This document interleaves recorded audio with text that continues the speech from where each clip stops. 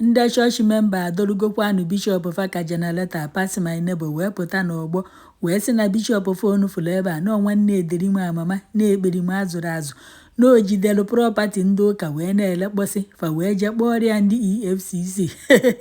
okotorigba onwekwana ife anyị afụna n'ihu akwụkwọ na nke ikpeazụ o wee bụ ka ife nwazizi ewe ndị chọọchị memba nke ijezi kpọrụ bishọp ndị EFCC ka emee ihe nyocha na nzacha bịakwanụ ka nkọrọ unu ka o si wee mee o wee bụ na-eme ka ndị mmadụ mata na Anglican Church Diocese of Awka nke dịkwanụ na Anambra steeti adọlugokwanụ bishọp fonu na-afụ ebe a wee dọpụta ya okwu n'ama emekwanụ ka ndị mmadụ mata na afa ya bụ Reverend Alexandra Chibuzo Ibezim o wee bụ na na-akọwa na ndị ụlọ ụka ya na-ebo ya ebubo wee na-asị na bishọp fonu na-afụ ebe a na ọ bụkwa na ezigbote onye oshi na ife ọ na-ezu na ọ dịghọ mma nke bụ na fedikatagonya bụ ife na o kwerozikwafa fa wee jee kpọrịa ndị EFCC ka a bịa nyochaa bishọp fa na fa na-akọwa na ana niile fa nwere n'ụlọ ụka fa nke dịkwanụ n'Awka na bishọp onu na-afụ ebe a na ọtụtụrụ gị wee lekpọsịcha na afọ ụlọ ụka fa abụkwanụ St. Faith Cathedral nke dịkwanụ n'Awka na bishọp fonu fụrụ ebe a nụnwa bụkwanụ Ibezim na olekpọchago ana niile dịkwa n'ebe ahụ nke bụ na fa na-akọwa na-enwere bishọp nke nọbụkwa n'ebe ahụ onye nke a na-akpọ Reverend Maxwell Aniekwenwa na ọnyanwa bụ onye nke nọbu ebe ahụ kama na onye nke agha anwụgokwanụ onye nke anụnwa wee bịazie nọchie anya ya nke bụzi na Ibezim anụnwa tizi n'azụ prọpati niile onye nke ahụ gochara n'afa ndị ụka onye nke a bụ Ibezim wee sizie n'azụ wee jide ife niile wee na-elekpọsị n'enu enu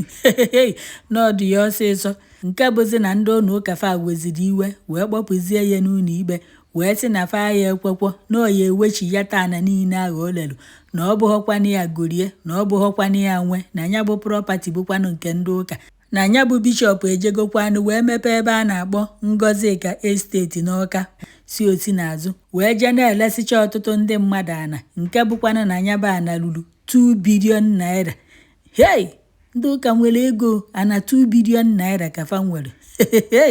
Chineke o nwere ego ka nke anụnwa bikonu 2 billion ọbọkwa million ka a na-ekwu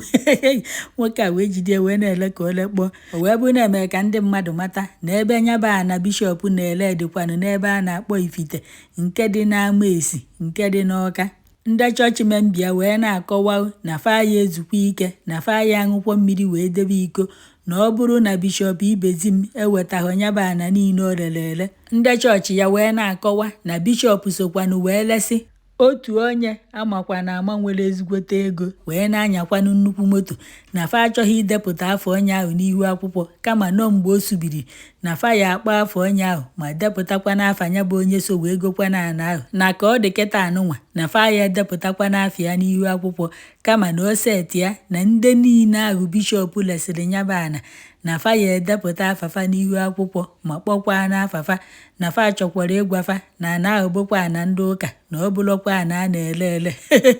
nke a ka a na-atụ ya ife anyelụ ndị ụka na ọ narigokwa fa wee na-akọwa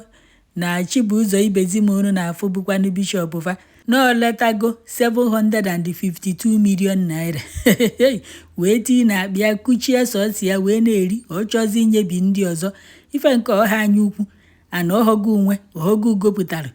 onye gopụtara ana nwụrụ anwụ gopụtara ndị ụka ịbanye ijide ife niile dị ebe ahụ na-elekpọsị ọkwọ ka unu wee na-afụ na ife ọ dị eze ka ụkpana ka oke ndị ụlọ ụka ya wee na-akọwa na fa agbakọchago ego niile ahụ na ife ọ na-apụta abụ 2 billion naira ka bishọp fa leta n'ana wee were tii na akpịa kuchie sọsị ya na-anyụ ahụrụ popo doo anya ka ọ na onweghị ife na-eme ọkwa ụka ka a na-akazidi ife nke a ka bizinesi ka a na-eme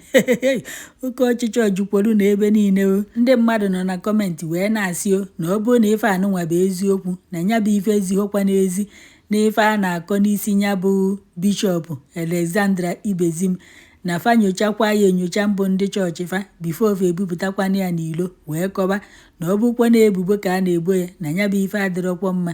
ọdụnụ ka a na-ebo ya ebubo ewee jekpọ ndị EFCC bupụta ya n'ihu akwụkwọ ewee na-akọwa na onye tinyere aka na nya bụ ọkwa wee decha anya bụ ife wee wepụzie ya n'ụlọ ikpe bụkwa na onye a na-akpọ Senior Advocate of Nigeria onye nke a na-akpọ Chief G Tagbo nọọsụ kwuo na afọcha nke a anya akpọọ na nke ikpeazụ anụnwa na ntụ ọbụla Bishọp Ibezim sikwanụ wee chi ya na faya apịrị ya na faya adọbiri ya na Bishọp Ibezim ya eweta ana niile ahụ o lere ọ na-abụ na ọ ya ejekwa wechi yalụ ndị golo ana egofa nalụfa ana ọ bụzi onye lụwagolo unu ọkụkpọ nke ọ na-arụ kekwa n'ife ichelụ gbasitara ya bụ ife ọkpọ ka unu wee na-afụ n'akpa ndị ụka ahụ eju fa nwechara ana niile a mana every Sunday a na-asị ndị mmadụ nye onyinye tụọ ụtụ nye nke nwa unu na-enye ewere eje na-ego propati na-edebe onye nke ọzọ erighọ na-ego enu ọ chọghị iri nke ya n'ọnụ ogo propati debe onye nke abịasị gịnị onye ka ọ na-egoro propati ka ya rikwa akịta ọdụ ndụ na ọbụ ọkwọ mbọchị ọ nwụrụ unu a na-agụri eluigwe ya akwụ ụgwọ na ya ji erizie n'eluigwe ka ya were kịta wee riwe n'ụwa erizie n'eluigwe ka ọ kwụbanya bụ ụgwọ ọdụ unu ka ife Bishọp mere ọ dị mma ka ọ na ọ dịghọ mma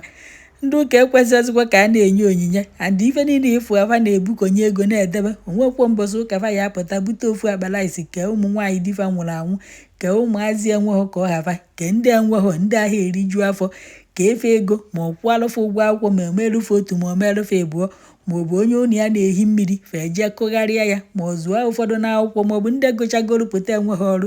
fa werudukwo na ego alụ ofu ife nyefe ọrụ unu anụkwa ego one ndị ụka nwere na ya na 2 bilion so ndị ụka na-egozi ya na niile edebe ka fa wee megide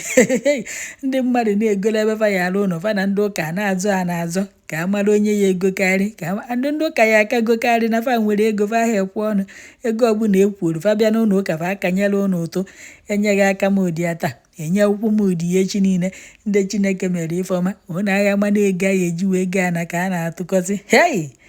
chimo ndị mmadụ nọkwa na kọmentị na-asị na ọ bụ ọkwọ sọsọ ana kafa na-ego na ndị onu fụrụ ebe a na-alụgasị esteti na-alụ ụlọ nya abịa alụ afọ na onwekwu ụdị kafa ha alụzi na ifefe ọlụfa abụkwa ịlụ free station maọbụ ịlụ ụlọ oriri na ọṅụṅụ n'ọzọkwa ya afọ na ndị onu fụrụ ebe a nwere ezigbote ego